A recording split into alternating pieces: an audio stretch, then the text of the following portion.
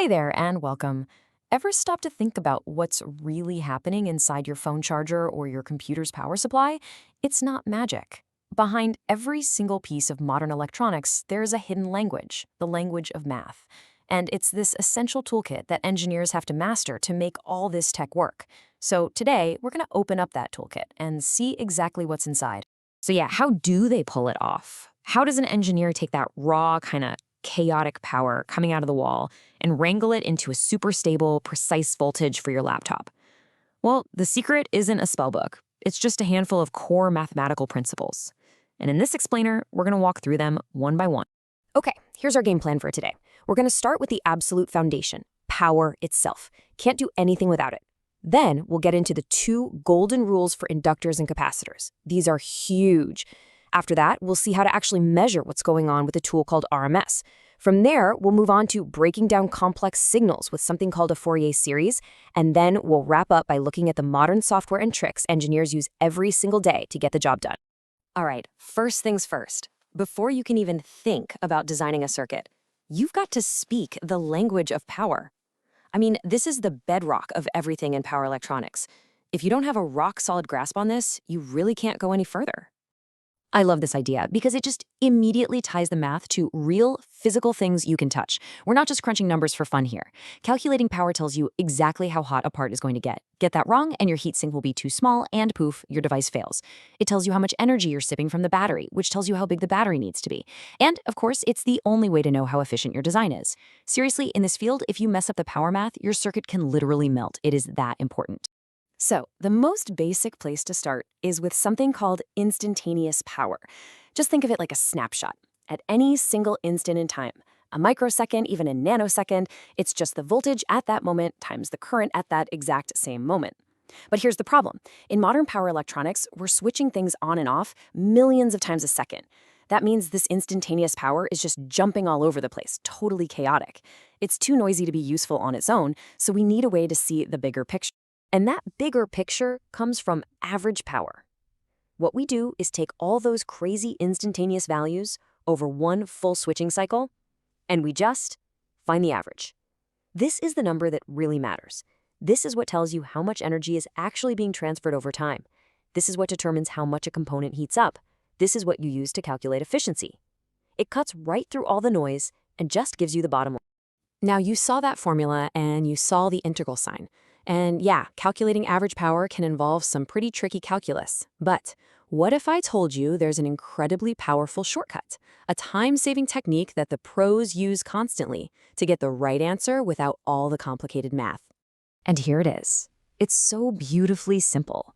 If your circuit is getting its power from a steady DC source, like a battery, you can completely ignore all the crazy high-frequency switching happening inside your converter. From the battery's point of view, all it sees is the average current being pulled from it over time. So all you have to do is figure out that average current, multiply it by the DC voltage, and that's it. That simple multiplication gives you the exact same answer as that gnarly integral. It's a massive time saver. All right, let's keep building on this. Now we're going to look at the two star players in any DC to DC converter, the inductor and the capacitor. Their behavior is governed by two really simple but incredibly powerful principles that I like to call the golden rules. Okay, so the whole idea here is that these components, when they're ideal, are basically perfect energy storage devices.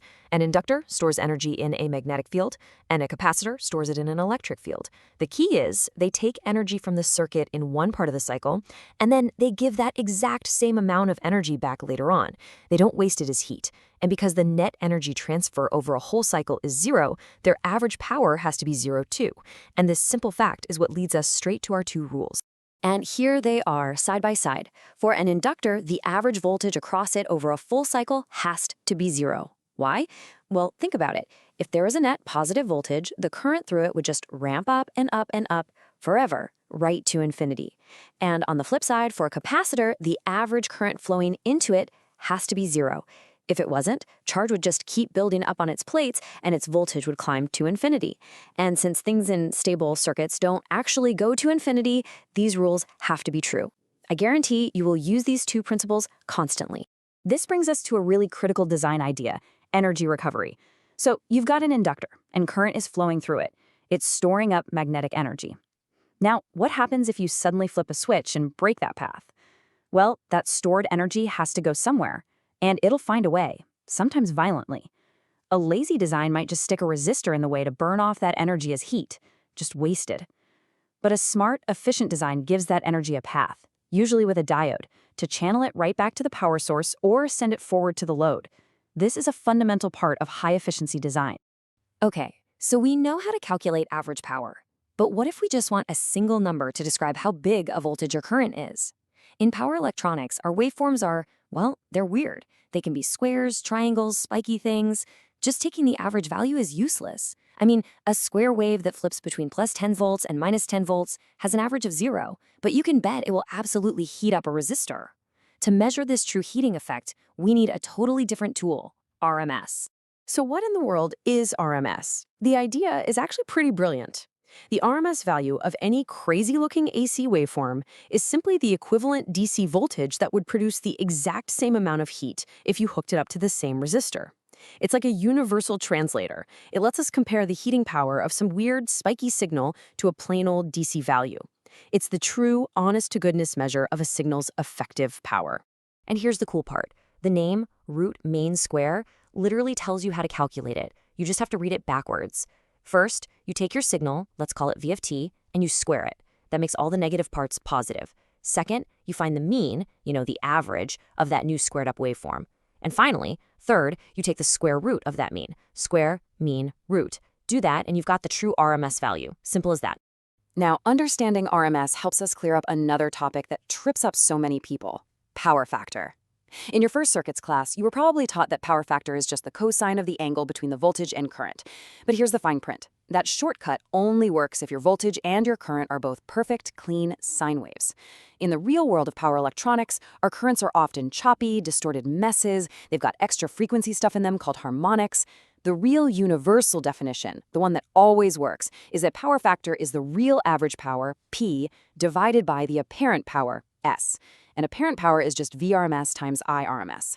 This definition correctly accounts for both the phase shift and all that ugly waveform distortion. All this talk about distortion and harmonics leads us perfectly into our next essential tool. Because our waveforms are often these ugly square waves or pulses, we need a mathematical way to break them down into pieces we can actually understand and analyze. And that tool is the Fourier series. The idea behind the Fourier series is honestly one of the most beautiful concepts in all of engineering. It says that any repeating waveform, no matter how jagged or complicated it looks, can be perfectly built by just adding up a bunch of simple sine waves. You've got a DC part, which is just its average value, plus a main sine wave at the fundamental frequency, plus smaller sine waves at multiples of that frequency. Those are the harmonics. It's like taking a complex sound and breaking it down into the individual musical notes that create it. And a square wave is the perfect example to make this concrete. So what's a square wave really made of? Well, according to Fourier, it's made of its average DC value, plus a big sine wave at its fundamental frequency, plus a smaller sine wave at 3 times that frequency, plus an even smaller one at 5 times that frequency, and so on, for all the odd harmonics forever. You add all those simple sine waves up, and out pops a perfect square wave. It's amazing, and it lets us see how each of those individual frequencies behaves in our circuit. This leads us to a really powerful, almost magical idea called orthogonality. It sounds fancy, but the rule is simple. Average power is only transferred between a voltage and a current that are at the exact same frequency. Let that sink in for a second. You can have a 60 Hz voltage and a 180 Hz current flowing in the same wire, but the net power they transfer to each other over time is 0. Zilch. This is huge. It means if your wall outlet is giving you a clean 60 Hz sine wave, only the 60 Hz part of your device's current is doing any useful work. All those other harmonic currents are just sloshing back and forth, creating extra heat and distortion, but delivering 0 actual power to your device. So, we've gone through a lot of theory, integrals, Fourier series, the works. But how do engineers actually solve these problems day to day? I mean, they're not sitting around with a pencil and paper doing integrals all day, right? Of course not. So let's look at the modern toolkit. The #1 go-to tool is circuit simulation software.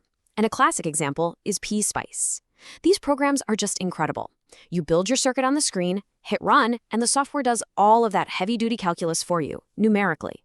Then its post-processor, usually called something like probe, lets you look at any waveform from the simulation, and with a click of a button, it'll tell you its average value, its RMS value, or even run a full Fourier analysis on it. It just automates all the mathematical heavy lifting. And the second tool is a more analytical technique called state-space averaging. Now, this one is absolutely essential for designing the feedback control loop. That's the brain of the power supply that keeps its output voltage perfectly stable. The tricky part about a switching converter is that its behavior keeps changing. There's the switch on state and the switch off state. What state-space averaging does is it lets you mathematically blend those two different behaviors into a single simplified average model. You write out the equations for the on state, you write them out for the off state, and then you average them together based on the duty cycle. What you get is one clean model that you can finally use to design a control system that's fast, stable, and won't oscillate. And there you have it, from the basics of power and those two golden rules, all the way to RMS, Fourier analysis, and the modern software tools that bring it all together. These concepts really are the language of power electronics. They aren't optional. If you want to design efficient, stable, and reliable systems, mastering this toolkit is the absolute first step. We covered a ton of ground today, and hopefully this deep dive helped connect some of those abstract formulas to what's really happening in the circuit. If you found this useful, do me a favor and hit that like button and subscribe to the channel. It honestly helps a ton, and it lets us know you want to see more explainers just like this one. And finally, I want to make sure the next one is exactly what you need. So what are you curious about? What do you want to get a deeper look at next? Are you interested in the nitty-gritty math of Fourier calculations? Do you want a full explainer just on state-space averaging? Or maybe you want us to tear down a specific converter, like a buck or a boost? Drop a comment below and let me know. We'll build our next session around what you want to see. Thanks for watching.